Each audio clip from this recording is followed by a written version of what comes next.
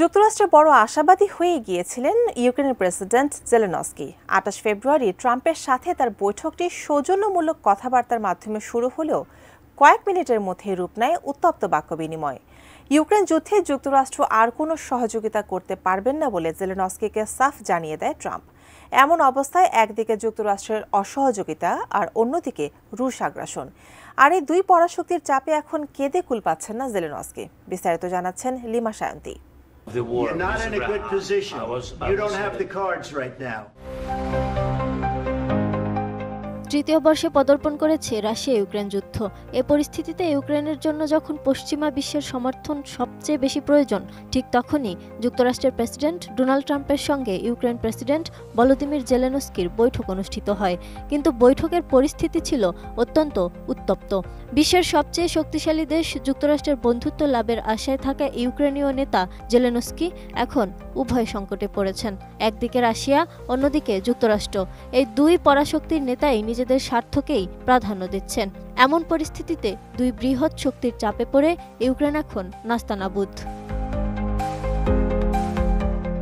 ট্রাম্পের সঙ্গে এই বৈঠকের প্রেক্ষাপট ছিল অত্যন্ত প্রতিকূল। প্রথমত, যুক্তরাষ্ট্র রাশিয়ার সঙ্গে আলোচনা শুরু করলেও তাতে ইউক্রেনকে আমন্ত্রণ জানায়নি।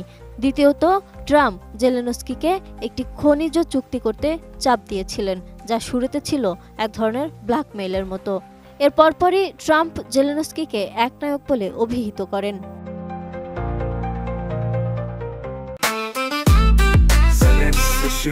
জেনেক্সে শিফট করো, লাইফকে লিফট করো। এদিকে যুক্তরাষ্ট্র ও মস্কো একসঙ্গে জাতিসংঘে একটি প্রস্তাব পাশ করেছে, যেখানে ইউক্রেনের সঙ্গে রাশিয়ার যুদ্ধে জড়ানোর কোনো দায় নেই বলে মনে হয়। এতেই স্পষ্ট হয় ওয়াশিংটন ধীরে ধীরে ইউক্রেনকে ছেড়ে দিচ্ছে। অন্যদিকে এই সময়টির জন্য ৩ বছর ধরে দাঁতে দাঁত কামড়েছিলেন পুতিন। তিনি জানতেন পশ্চিমা বিশ্বের ঐক্যে ফাটল ধরার মুহূর্ত আসবে।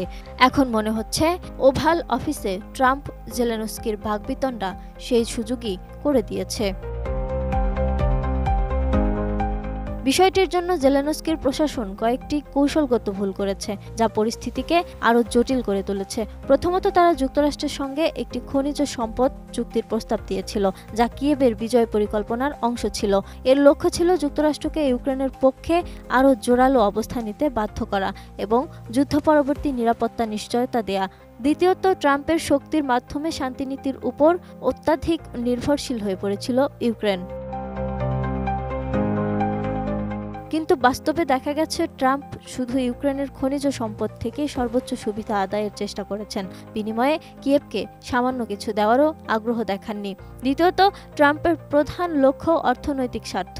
ব্যক্তিগত সম্পর্কও তার সিদ্ধান্তে বড় ভূমিকা রাখে। ট্রাম্প এখনও জেলেনস্কির উপর ক্ষুব্ধ, কারণ ২০১৯ সালে হান্টার বাইডেনের বিরুদ্ধে তদন্ত শুরু করতে চাপ প্রয়োগ করার পর তার বিরুদ্ধে অভিশংসন প্রক্রিয়া শুরু হয়েছে। অন্যদিকে ৩ বছর আগে ইউক্রেনে পূর্ণ মাত্রার হামলা চালিয়েছিল রাশিয়া। এখন এই যুদ্ধের ভাগ্য সম্ভবত অনিশ্চিত পর্বে প্রবেশ করেছে। যুক্তরাষ্ট্রের আনুগত্য হারিয়ে ইউক্রেনকে এখন কঠিন এক লড়াইয়ের জন্য প্রস্তুত হতে হবে। Lima Sayanti, desk report, ATN news.